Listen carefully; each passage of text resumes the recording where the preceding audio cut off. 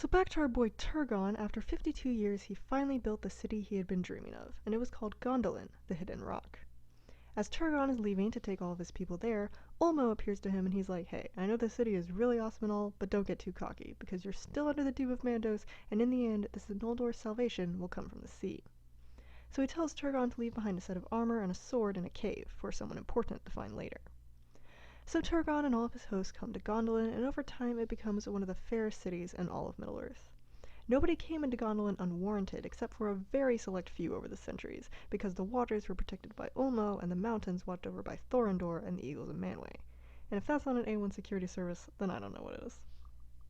Meanwhile in Doriath, Galadriel and Melian are hanging out together, and Galadriel tells Melian all about what was going on in Valinor, but she never talks about what happened after the trees were destroyed.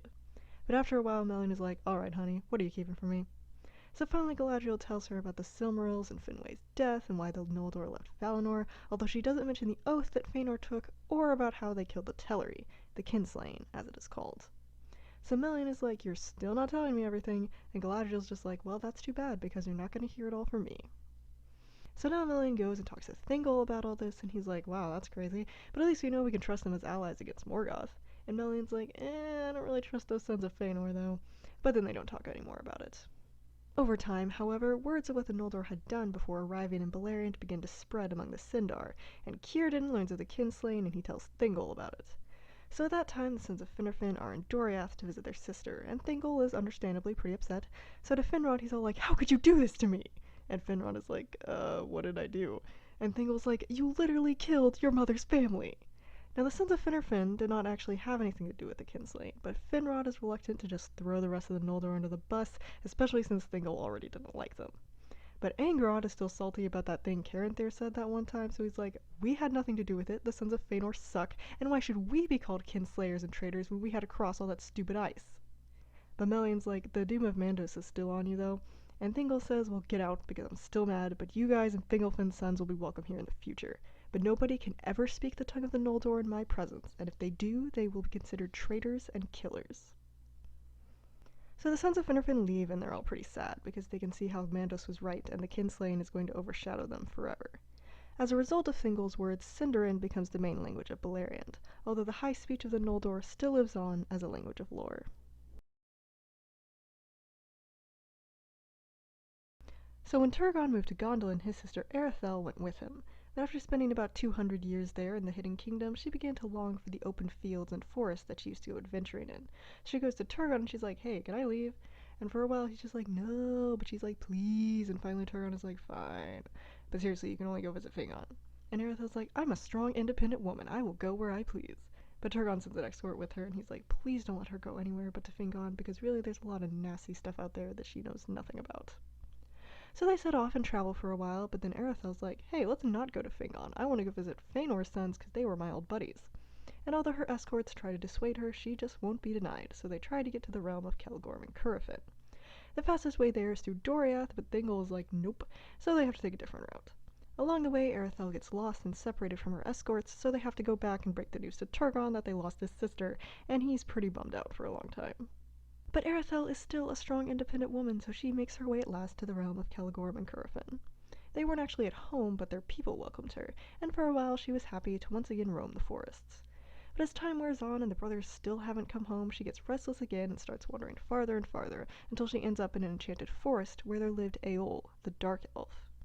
Once upon a time he lived in Doriath, but eventually he departed to live on his own. He really didn't like the Noldor, but he was much friendlier with the dwarves than any other elf of that time, and as a result he was a legendary smith. When he sees Erethdal, he's like, ooh, she's hot, so he sets it up that she can't get out of the forest, so finally she finds her way to Eol's house and he takes her in.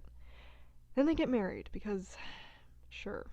So Erethdal isn't entirely thrilled about her new life, but she doesn't hate it either, and eventually she gives birth to Eol's son, who, after not naming him for 12 years for some odd reason, he calls Maeglin, which is sharp glance, because he could kind of read minds in his own way.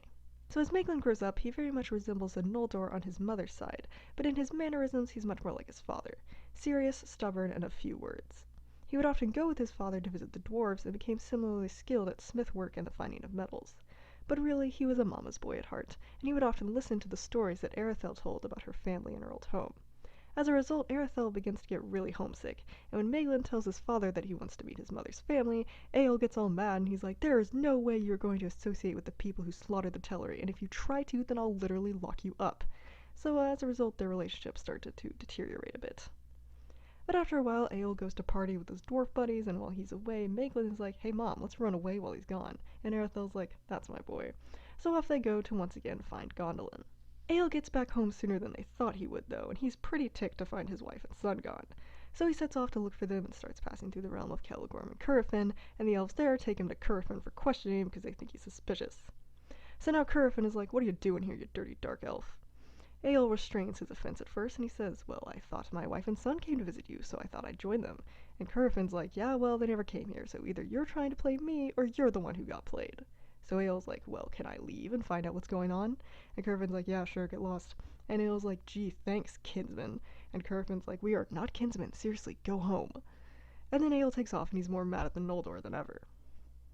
By now, Arathel and Maeglin are close to Gondolin, and Eorl manages to catch up to them and secretly follow behind them so that he finds a secret way in. Arathel and Maeglin come back to the city, and everyone's super happy to see them, and Arathel tells Turgon all about what happened, and he's just like, "Wow, well, it's awesome that you're home, and your son is awesome too. He'll have the highest honor in the kingdom." Then Maeglin takes Turgon as his king, but then he sees Turgon's daughter, Idril, and he's like, "Yo, my cousin is hot." Meanwhile, Eorl's been captured by the guard of Gondolin, and they send word to Turgon, and Arathel's like, "Well, that'd be my husband." So Eorl's taken before the king. Turgon's real polite to him, and he's like, "Hey, welcome, brother-in-law, glad to meet you, but also you could never leave now, because that's how things work around here." But Eorl's just like, "I don't care how things work for you, because this land is the Telleries, but whatever, I just came for my wife and son, I'd like to have them, please. You can keep your sister if you want, but I'm taking my son."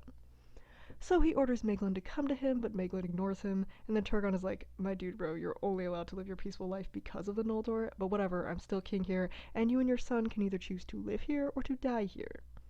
Then Eorl's like, "I'm taking the second choice for both of us," and he straight up throws a spear at his son, but Arathel jumps in front of Maeglin and takes the hit for him. So Eorl's immediately thrown in the dungeons to be put on trial the next day, but during the night, Arathel falls sick and dies because the spear was poisoned. So naturally, when Eorl is put on trial, there is no mercy for him, and he's taken to be thrown off the walls of the city in execution. Maeglin stands by silently, and Eorl's like, "Screw you, son, you'll die the exact same way someday," and then he gets chucked off. But after that, Maeglin rises in esteem among the elves of Gondolin, and he is very much loved by his uncle, and it seems that everything will go great for him from now on. But he still has the hots for his cousin, and he's pretty sad because he knows he can never marry her, and Idril is just really creeped out by him. And over the years, what started as love in Maeglin's heart turned to darkness, and in the midst of the glory of Gondolin, a seed of evil is sown.